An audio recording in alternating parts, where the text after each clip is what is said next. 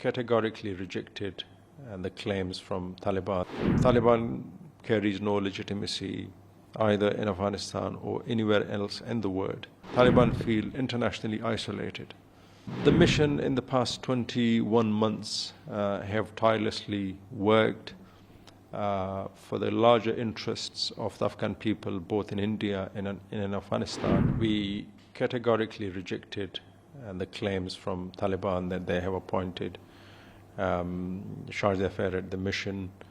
The embassy operates as normal as it did in the past. There has been an individual working at our mission who defected to Taliban, sadly, and who pledged allegiance to the Taliban movement. I got to know about this on the 25th of April, so this episode has been going on since the last 3 weeks while I was traveling outside India, and as soon as I get to know, I have returned back to the mission. Taliban carries no legitimacy either in Afghanistan or anywhere else in the world. No government has recognized their regime so far, and India has consistently taken that principal position by not extending any recognition to Taliban. The motive behind taking over on mission in such manners is to increase their contacts with the wider international community. Taliban feel internationally isolated, and isolation from the wider world is something that they have done it themselves.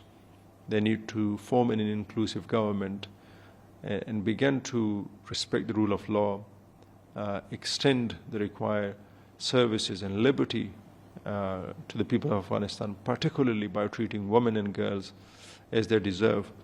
I'm sure the people of Afghanistan would then grant them legitimacy, and with that legitimacy they would be able to earn trust and confidence of the region and in the international community, and would be able to get that recognition as they have been trying to get.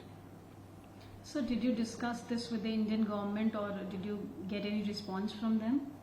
I represent a republic or a government which no longer exists, but I was appointed by a legitimate elected government, and I am an accredited ambassador, an accredited diplomat in this country.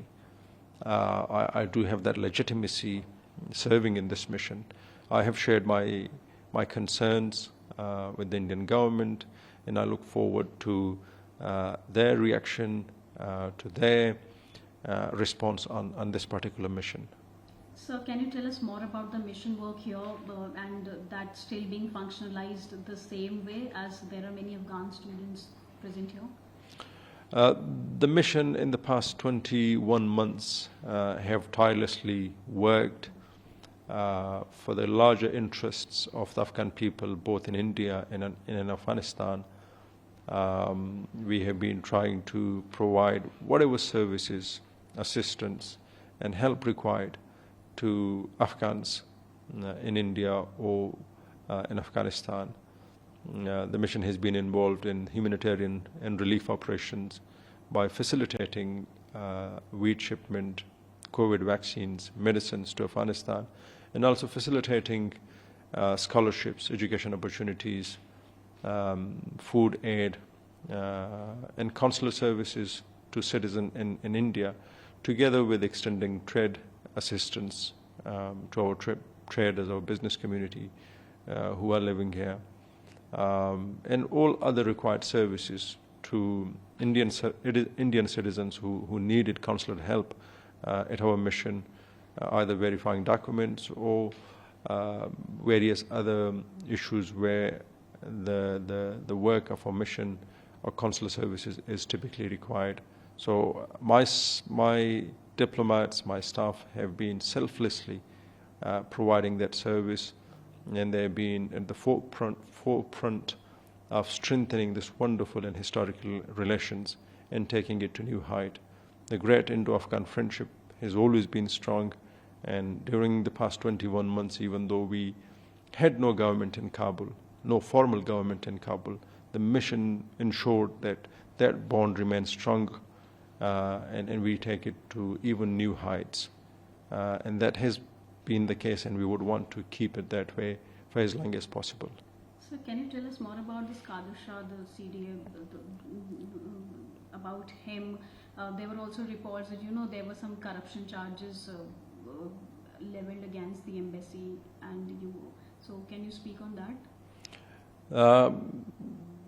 This particular individual has been working at the mission for the past 2 years and 3 months. He was not an accredited diplomat from Kabul. His accreditation was done here some time back. He worked as an administrative staff from Kabul, appointed from Kabul in the rank of a local staff here. So he was not at the Ministry of Foreign Affairs records. He has never been a diplomat. He was promoted to being a diplomat on the 25th of April 2023, just less than 3 weeks ago, almost 3 weeks ago.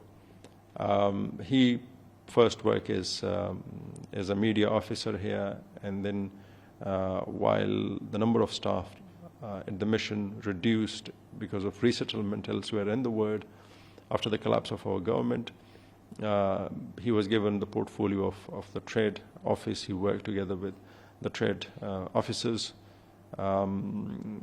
He collaborated and worked closely without my or my staff's knowledge with Taliban and revolted against the mission, against all diplomats, breaking all those diplomatic norms and standards, and sadly tried to implement those instructions, those orders that were given to him from Kabul. While away from India at that time, I spoke to him a few times to convince him to avoid creating a situation where the mission would be in a difficult position.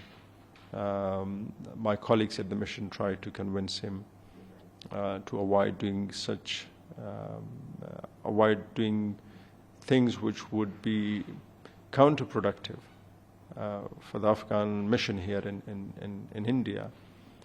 Sadly, he continued with the plans given to him, apparently by the Taliban. My colleagues then decided on the 29th of April to expel him from the mission, terminate his contract. That was done, and by the time I returned here, he was no longer working for the mission. We tried to consolidate the situation.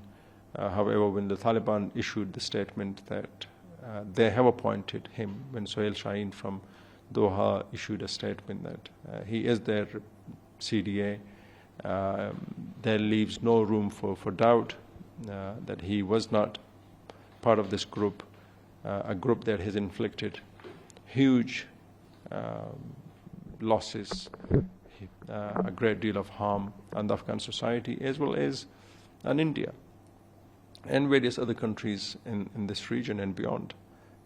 So it was then difficult to take or accept somebody from that group and work with. So that's where we are with this particular person. In relation to the missions, Taliban have been able to take control of 14 missions around the world. We had closer to 50 embassies, 50 missions across the world, and no democratic government has yet accepted their diplomats. If you look at those 14 countries where Taliban have been able to send their diplomats, there has been concern on the nature of their governance. India, given the largest democracy in the world, would certainly consider and handle the situation together with the mission in a very appropriate and responsible manner.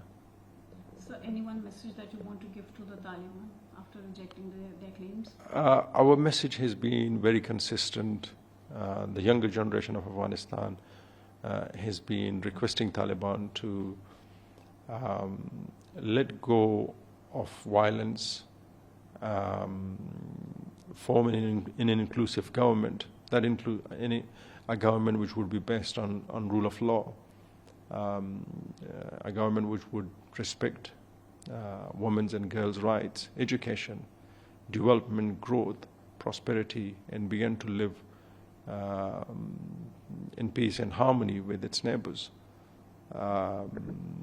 and cut ties with other transnational and international terrorist organizations.